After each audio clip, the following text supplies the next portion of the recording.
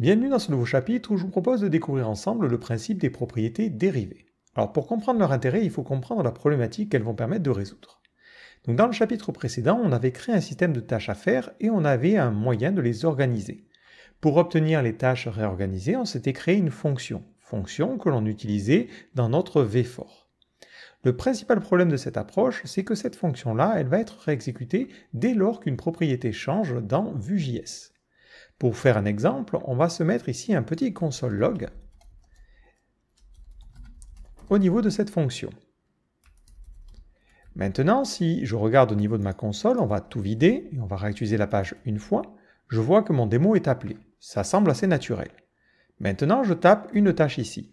Et on voit que notre démo est encore une fois appelée. Et là, on peut se dire qu'il y a quand même un petit problème. Parce que quand je tape dans ce champ-là, techniquement, la liste des tâches, elle ne change pas d'ordre. C'est un peu bête de réappeler cette fonction, de refaire l'organisation pour rien. Et c'est là que les propriétés dérivées sont intéressantes. Donc dans notre cas, en fait, cette variable-là, sortie de todo, elle dépend d'autres variables qui sont dynamiques. Elle dépend notamment de la liste des tâches, et elle dépend aussi de la propriété hideCompleted, qui est la petite case à cocher qui permet de masquer les tâches. Donc dans cette situation, on préférera ne pas utiliser de fonction comme on l'a fait, mais on utilisera une propriété computed.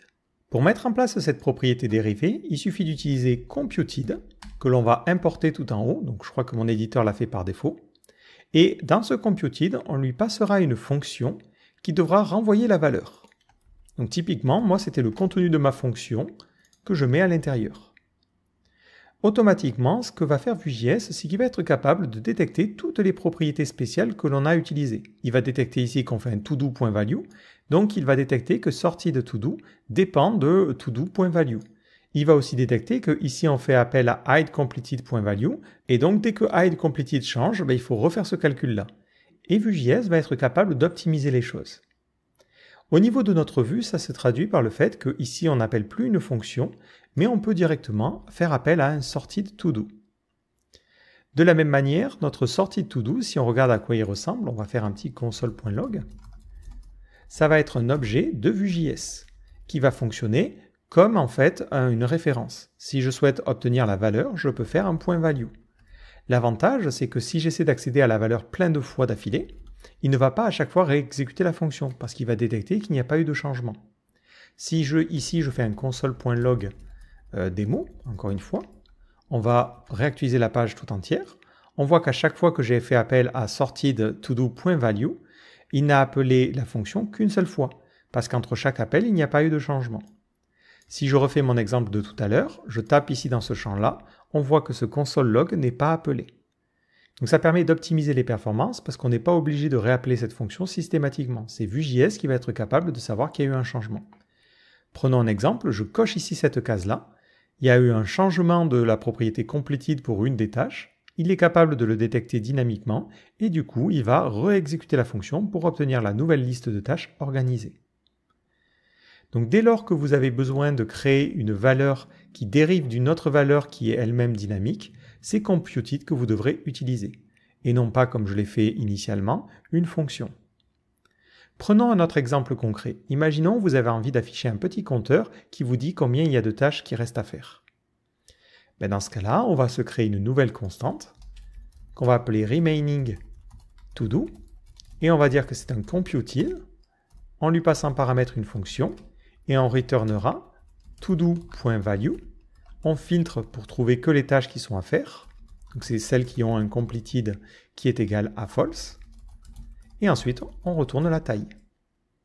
Maintenant, à ce niveau-là, je peux remonter et je peux lui dire que on va afficher ici un paragraphe avec marqué le nombre de tâches à faire. On voit qu'on a une tâche à faire et je peux aussi en plus l'utiliser ici pour n'afficher ça que si remaining todo est supérieur à 0. L'avantage, c'est que peu importe le nombre de fois que je vais utiliser cette propriété-là, il ne fera pas systématiquement les calculs.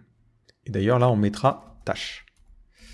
Et on peut en profiter aussi pour conditionner l'affichage du S. Si remaining todo est supérieur à 1, dans ce cas-là, on mettra un S. Et à la limite, on va le faire comme ça. On mettra un S, sinon on ne mettra rien.